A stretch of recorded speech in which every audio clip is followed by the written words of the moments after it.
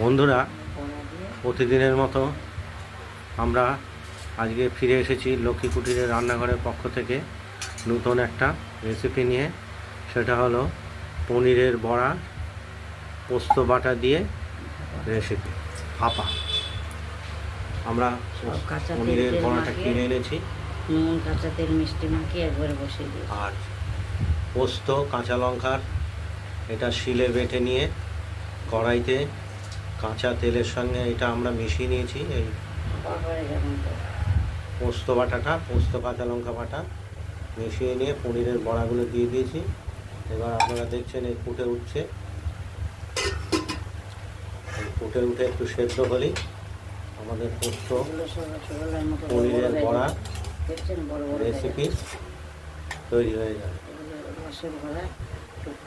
একটু সময় লাগবে যদিও, ফুটছে, একদম রস ঢুকে খুব সুন্দর নরম হয়ে যাবে। আপনারা দেখতে থাকুন।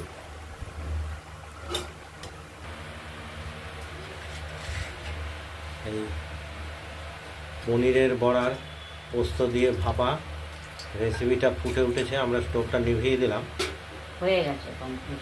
এটা তরকারিটা কমপ্লিট হয়ে গেছে। এটা সময় খুব কম লাগে, খুব অল্প সময়ের মধ্যেই তৈরি হয়ে যায়।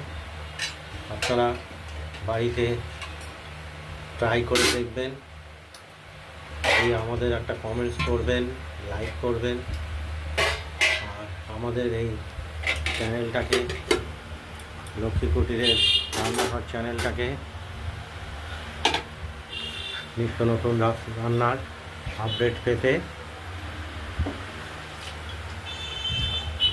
সাবস্ক্রাইব করে রাখবেন। আজ এই পর্যন্তই।